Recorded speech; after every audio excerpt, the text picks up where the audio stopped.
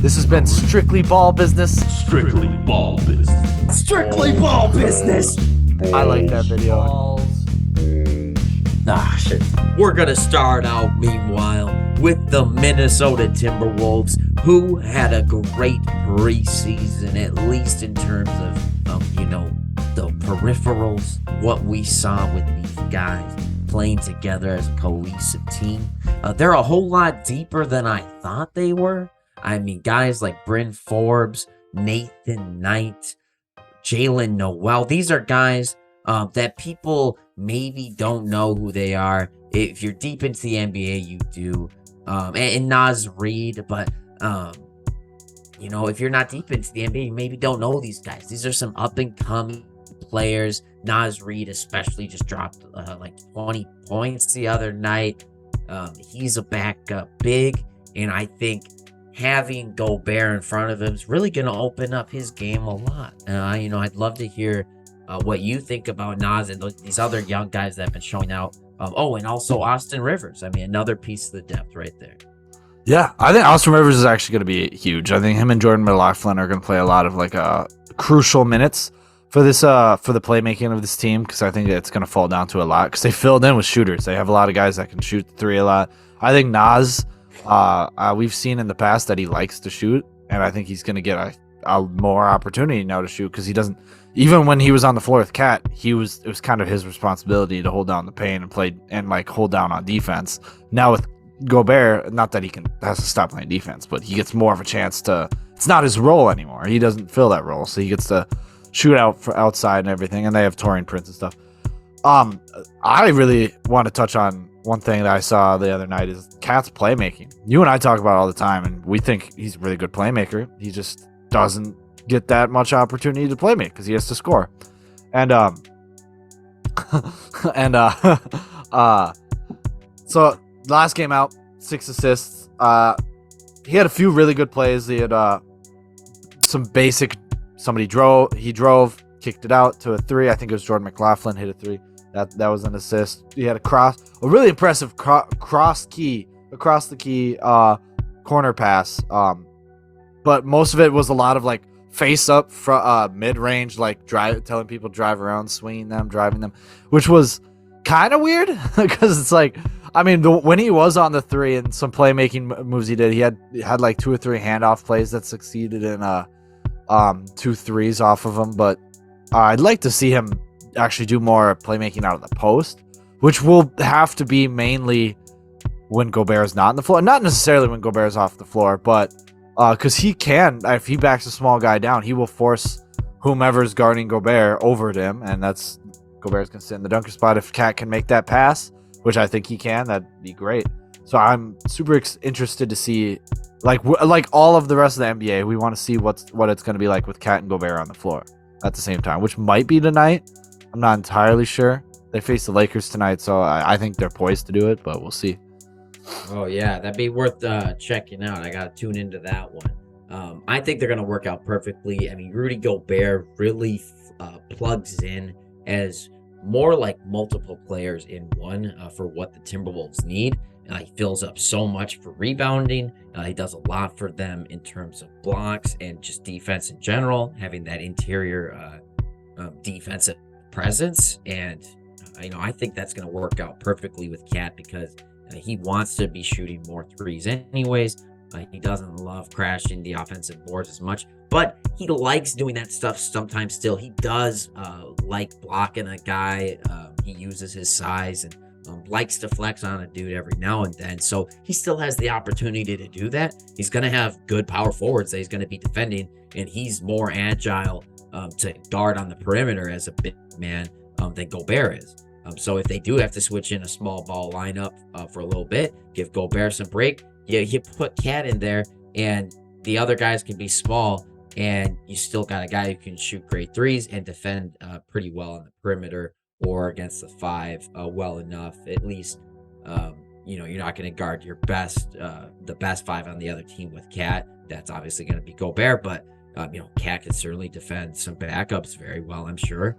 Beat up on those guys as they do some rotations. And I expect that they're going to have somewhat staggered minutes at times, like obviously not when they start, but like at some points in the game where you've got D'Lo and Gobert always together and Ant and Cat always together. Yeah, definitely. I actually don't think necessarily that Gobert's always going to defend the center per se. I think he's going to guard whomever's closest to the paint. So like when you for example, this is just when Cat and Jared Vanderbilt were the starting 4 and 5. Like in that case, Gobert would probably guard Vanderbilt because Vanderbilt's not going to sit on the perimeter, nor is he a lethal shooter. Whereas and then Cat would guard whomever's the shooter. I can't think of a good example right now. Maybe I don't know what the Pacers have, but I know Miles Turner shoots a lot, so he's not necessarily going to guard. I don't know. It'll be up to situation. He's going to stick as close to the paint as possible. One thing I heard actually that was really interesting. I want to hear what you think, because one thing they were talking about with Gobert moving over is he said that they have to not he didn't say it, but they're like he has to come over and teach Chris Finch his defensive system. What do you think of that? I think that makes sense. Chris Finch has designed plays with other players in mind, going off of their skill set. You're bringing in a 3-time defensive player of the year, a guy who owns the paint and everyone guards around him. So I think it makes sense that you got to get on the same page with him about his philosophy and like how he reacts to certain situations. I think that definitely makes sense, but I don't think that's probably a big gap for them to make. I think that's probably just a matter of having a few conversations, making some plays, and realizing, oh man, we can really put this guy basically wherever we want on defense in the interior, and he's gonna absorb those rebounds. I mean, he's gonna get 15 to 20 rebounds some nights, and like he's gonna average for sure like 12 or 13 rebounds this year, Definitely 14. Yeah.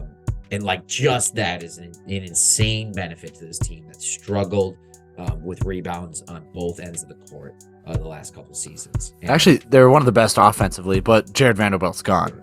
So right, Jared Vanderbilt helped a lot in that instance, but I mean, top 5. Before Jared Vanderbilt was playing, they had no offensive rebounding ability. So period. Once they got him, he was definitely like a godsend for the team, and I was really sad to see him go overall. He's the one player in that trade that I think is going to be missed the most. But I mean, you bring in a guy like Gobert, and it's like, well, you're not really going to miss that because he does those things Vanderbilt does or did, and he does these other things too. So yeah, it's really like multiple players in one with Rudy Gobert.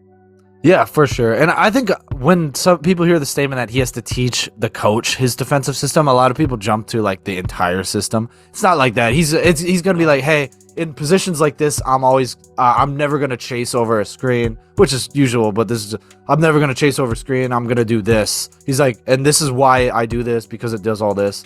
He's like, yeah, the like other players preferences that makes him a dominating player. Yeah, and he's be like, Chris, you have the other players do whatever you want. I'm just saying, and he's not telling him. He's like, this is what works best, and this is what all this other stuff. And obviously, Chris will make changes to Gobert's system as he sees, mainly offensive. I mean, but when you have the pedigree that Rudy Gobert does, you can make these sorts of demands, if you would, or these sorts of accommodations.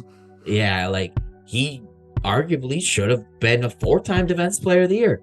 That guy certainly is going to be a great coach someday, teaching defense. And right now, he's in the middle of his career as one of the best defensive players of all time. And he's in freaking Minnesota. I'm so glad, I'm a hardcore Wolves fan. I'm so excited to get out to the game because this guy, I mean, he's the truth. And to have him on the same starting lineup as Anthony Edwards, Karl Anthony Towns, and even D'Angelo Russell, who can drop 50 points on your head.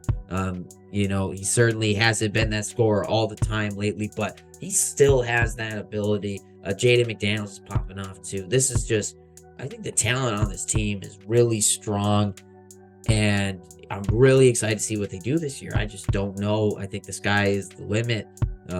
They could really finish anywhere in the seeding, in my opinion. No, yeah, definitely. I do think one weakness I see out of Rudy Gobert's system is he played with a lot of good defensive guards, like Donovan Mitchell, Mike Conley. Bogdanovich was bigger, but not J-Cap. But at least J-Cap, I would say he has more effort than defensively than D'Lo is able to do. Like, so because he's going to drop on everything. Gobert's not chasing. He's going to drop on everything, which obviously opens up for the mid-range. And it kind of asks the defender to run over. You've got to fight over that screen. And I don't think I've ever seen D'Lo fight over a screen and actually get over a screen. I've seen him like run into them. I just don't think he has that defensive aggression to make that like Edwards 100%. Yeah, I get that. Noel, I think Jordan McLaughlin, I think they'll all do it. I just struggle to see, and obviously Jaden McDaniels. I just struggle to see it on D'Lo's end, and I feel like that might be a pretty big hole in their defense.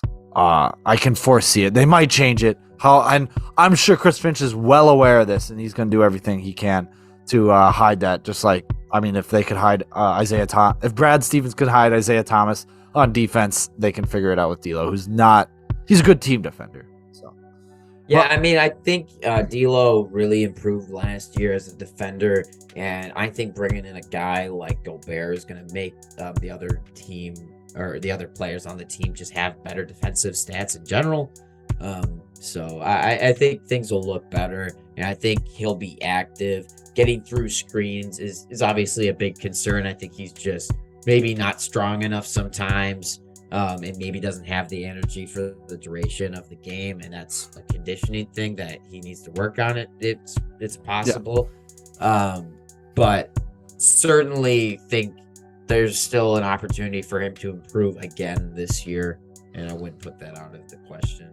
Yeah, I mean, he does certainly have some hidden athleticism. D'Lo does. Like, I forget it. Like, we just saw him, like, he just freaking yammed on a guy. And sometimes I forget he can do that. I'm like, oh, yeah. He did college. He did that a decent amount. Like, he's not, like, I tend to think of him as a pure mid-range shooter. But then when he does stuff like that, I'm like, oh, I forget he can get up. Well, he's so good at the mid-range that that's just what you associate with him. Yeah. Last thing on Gobert is I'm just super excited to see the offense. Like, we keep forgetting, like, how many people did he have to run screens? All he had was like Conley. Mitchell ran screens with him, never utilized him in the screen. But he used D'Lo will actually be looking for Gobert. So, and like this team wants to bring him in and acclimate him.